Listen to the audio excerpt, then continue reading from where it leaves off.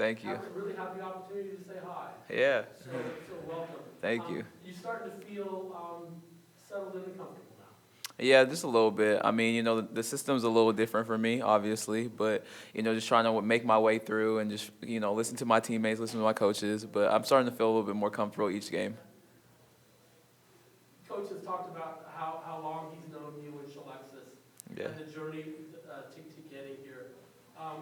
Can you talk about that journey a little bit and what finally brought you here at Oregon State? Yeah, I've known him since I think my freshman year of high school, so that was about like 6 years ago. 6 years ago. No, not 6 years ago, like 9, 8 years ago, maybe. Yeah, I don't know, 'cause 6 years ago I was a senior in high school, but yeah, I've known him for so long. I've always came on visits here, watching the games. When Sidney Weiss was here, because obviously I'm from Portland, and I kind of just wanted to spread my wings at first when I left Oregon the first couple times, and then I just knew that I always wanted to come back home. And I always knew Oregon State was going to be like my destination if I was able to come back home. And with COVID, I was able to get another year, and so I was like, I'm going to come home. Playing the point guard next to Talia, how do you feel like you two and your games fit together? We read things really well, I think. I mean, we're still trying to get comfortable with each other just because we've only played like 4 games together. But, she's a dynamic guard. I'm another dynamic guard, and I think we just kind of feed off of each other very well. I know where she's at on the floor, and she knows where I'm at. And so it's fun to play with her. With there being a lot of freshmen impact players on this team, just how have you brought that maturity to this team to kind of bring everyone together? They're actually all mature. I mean, I think I just have to say little bits and pieces when we're in game situations when they kind of get rattled a little bit. But honestly, they've all been playing like they're kind of sophomores, juniors, and seniors. Obviously Reagan Beers, she's came out here and just has played way beyond her years, and I think they're all kind of just finding their way. And I just have to whisper in their ear here and there to get them refocus sometimes. But they're doing really well. It means a lot. In middle school and high school, everybody chose during this week, you're either a Beaver or you're either a Duck, and I was always a Beaver. And so I'm so happy that I'm able to actually play in it. It's going to be fun, and it's going to be a lot of fun for my family, too. Why'd you always side with Oregon State? My dad's actually a graduate from here. So he graduated from here, I don't know what year, but he's always been a Beaver, and so it kind of just came with our family.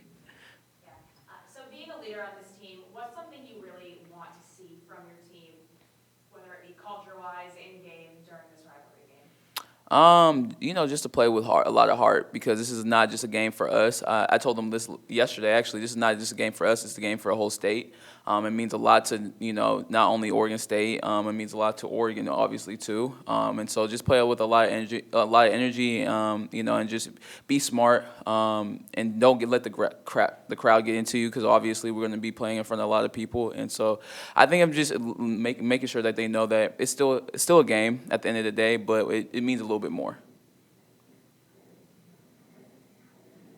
Coach mentioned that if there was one thing that was most important on Sunday, this transition defense. Yeah. And how do you encourage and lead your teammates in that, which is he thinks that's the key to the game? I told them yesterday, we gotta love defense. We gotta love it on that side of the floor. Like, everybody loves to score the basketball, but at the end of the day, you win games by defending. And so I was just trying to install that into them yesterday, just because transition is very good, or very important in this game, because they like to shoot wide open threes in transition. And so just being able to slow that down, I think we'll put ourselves in a good position to win. Have you had any conversations with your dad leading up to this game? No, we really haven't talked about it much. But I mean, he's gonna text me. As I know Sunday, or not Sunday, but Saturday night he'll text me and give me a little motivation. But I already know kind of like what he expects from me and stuff like that. So it's gonna be fun though. Anything else? All right, congrats to Leah. All right, thank you. Last year you won in Eugene, they won in Corvallis. Why do you think it kind of played out that way? I don't know. I think we were still kind of trying to figure ourselves out last year. I think the game in Corvallis was the first of the series, and so I think we just adjusted well going into the second game and wanted it really bad. So we had a really good game playing at their place, and it's always good to get a win on someone else's home court. So, yeah, it's good. What's the challenge of kind of playing such a big game with so many implications and so many people care about so early in the season? Yeah, it's easy to get distracted by all those things, but I think we're just trying to stay focused on our team and just trying to get better every day and every game. And this is just another opportunity to go in and be a really good team. So we're just taking it day by day and trying not to get distracted by all those outside things. You've really been such a star player on this team this season, and you're definitely someone whose name is thrown around on opposing teams. They're talking about, I'm sure that's something that you are aware of in the back of your head. Do you think that adds a lot of pressure, or how do you kind of cope with that? I think a little bit. I try not to think about it too much. If they are loading their defense against me or whatever it is, I just try to play free and know that my teammates are going to help me out. And if they, try to send two at me or whatever they're going to do, then I trust my teammates to knock shots down. And, we have 5 offensive threats on the court at all times. So, I don't know. I think we'll be good no matter what the other defense tries to do. And then just, what's the number one thing you're most looking forward to this weekend in a game? Just playing in front of a competitive environment and just the energy that we're going to bring. I think it's super fun to go into your rival team's court, and bring a lot of energy, even though, they have that advantage. I think it's going to be a fun challenge, and for a lot of our teams are going to be experiencing it for the first time, so it's just going to be pretty fun.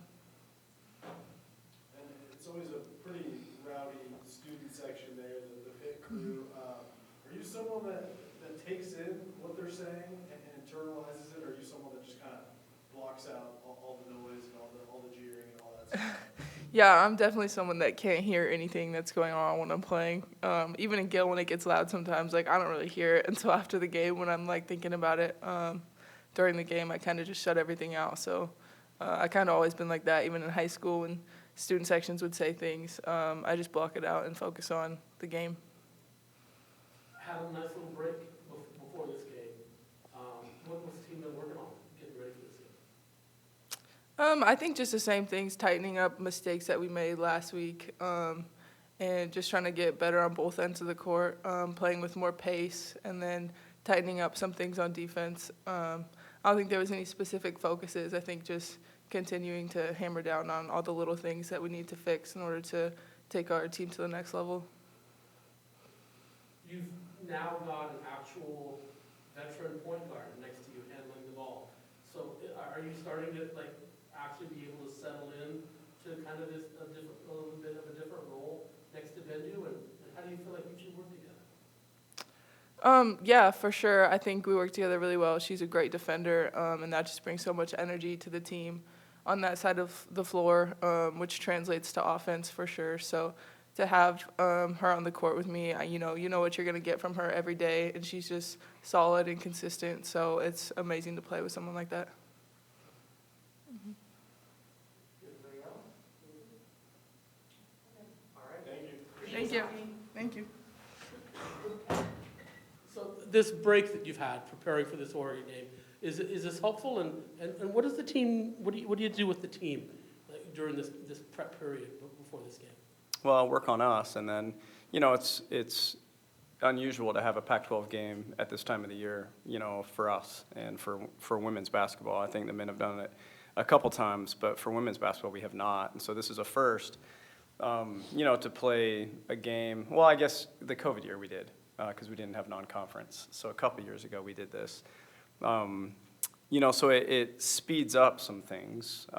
You're playing for keeps now. I mean, that's what Pac-12 is. It's a conference game. And so because of that, there's an intensity this weekend that we will, be walking into that usually is waiting for us in January. And so getting the team ready for that. It's a slightly different narrative. There's a little more urgency. In certain things. It's not way different, but it is, obviously a game that counts. And so because of that, I think it's just been a good week of practice working on us and getting ready, to play a conference opponent. As a whole, this change away from the back-to-back meetings with your rival. Do you like this? Do you like this change? I don't like it in December. That's not ever my preference. I think, I don't know, basketball, there's a journey each team goes on in November and December where you develop and prepare for conference play. And that's been traditional, but what's tradition anymore, you know?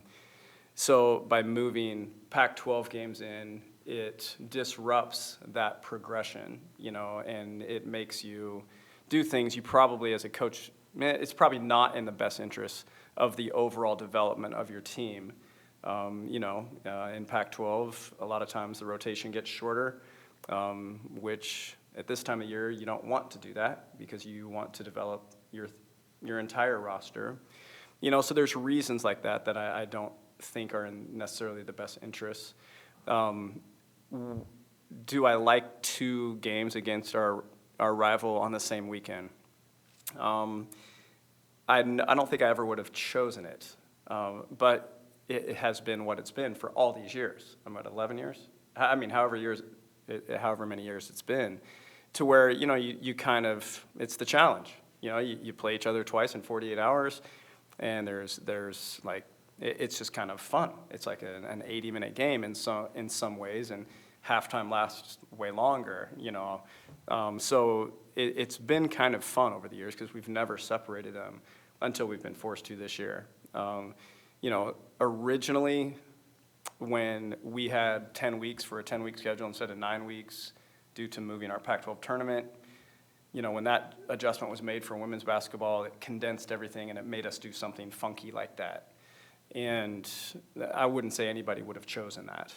You know, having a break to catch your breath, have one game that week, that was kind of nice, to be honest. And so there's just no way to do it, you know, as long as we keep our Pac-12 tournament where it is. You know, we don't have enough weeks. So all that to say, you know, we can't control this either. Decisions have been made, so you just make the best of it. If there's been maybe one surprise on the roster so far this season, it's maybe Marta. The way that she kind of just really established herself so quickly. Did you foresee that happening with Marta? Mm-hmm. I did because I studied her really hard, and I watched her, and I've watched her play. You know, international basketball is fast. You know, she was an amateur on a pro team last year, so I know she's played with women. You know, and she's played at a pace that is faster than what you'll play here in the States. 24-second shot clock, 8 seconds in the backcourt. Shot clock resets quick on O boards. And, you know, she came in and handled ball screens well and defending ball screens, and that's just normal for her. She has a college-ready body. She's strong. She's explosive. And, you know, she's a scorer. Then, excuse me, I pull up, you know, a game of her playing against France. And France is always long, athletic.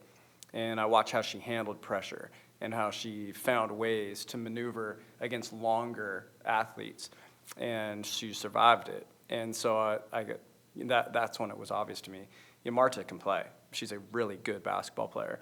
You know, so I knew, like if in anything, you start something new, there's going to be a learning curve. And a lot of times you go backwards before you can really start sprinting. And she did. I mean, she was overthinking and you know, hesitant and starting to doubt a little bit. And you just got to work through that. That's true. That happens to every single person that starts something new.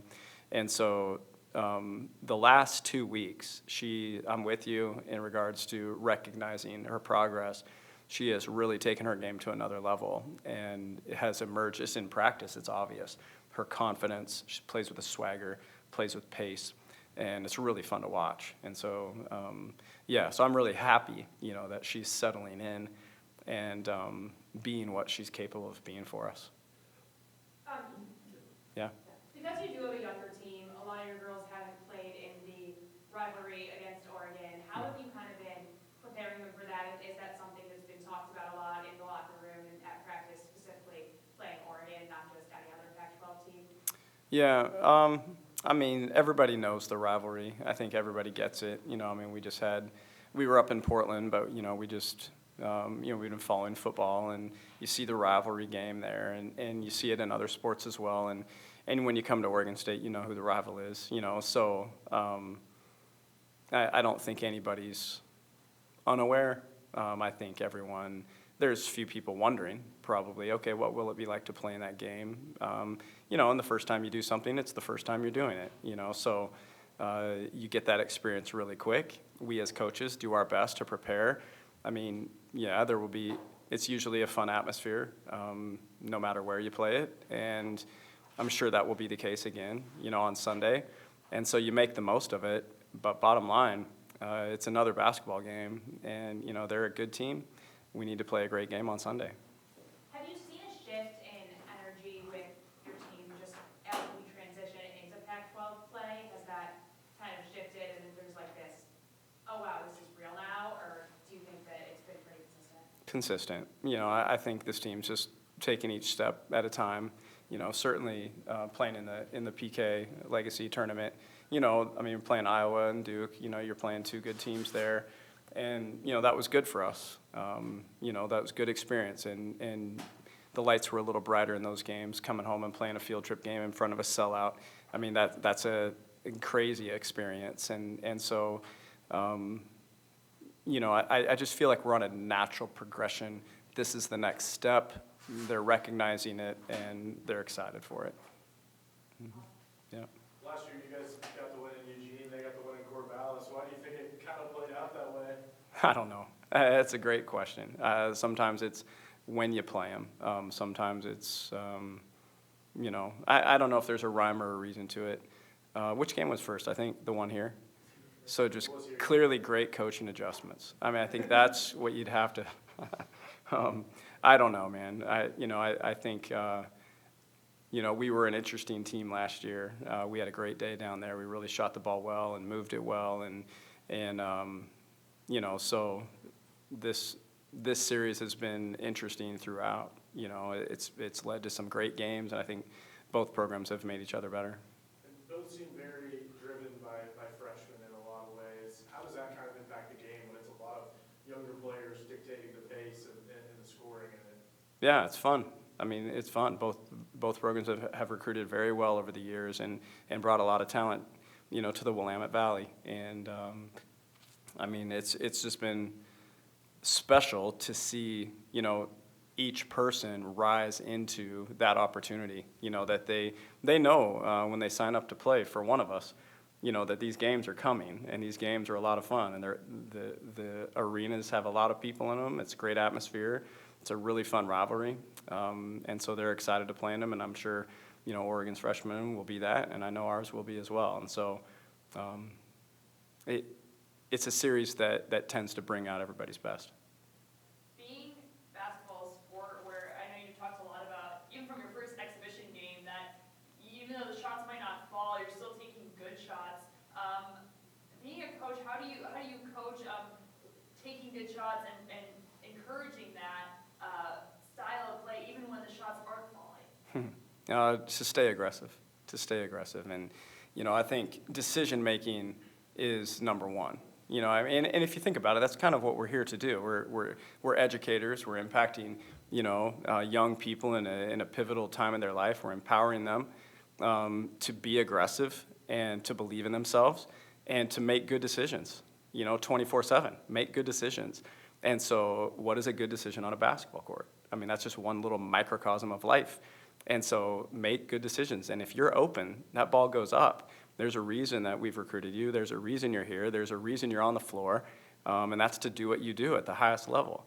And so to pass up that opportunity against a good team, you're only going to get one good look every 30 seconds. You won't get another one. And if you pass it up, it's probably leading to something worse.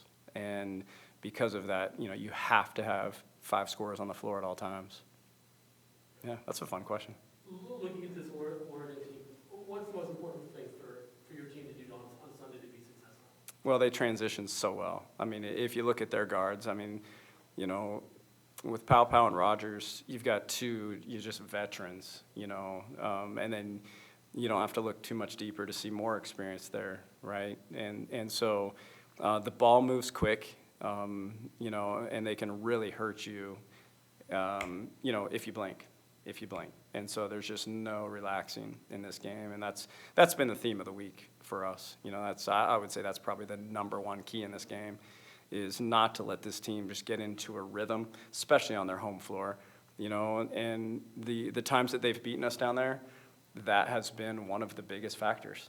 Transition points, particularly from the three-point line, but any transition points have really hurt us, and that's when they go on that spurt. You know, so avoiding that, maintaining momentum as best as we can. Anything else for Coach? All right, thank you, Coach. All right, you guys. Thank you. Appreciate it. Our players have this. Off the record, what do you think of the court at Matthew Knight?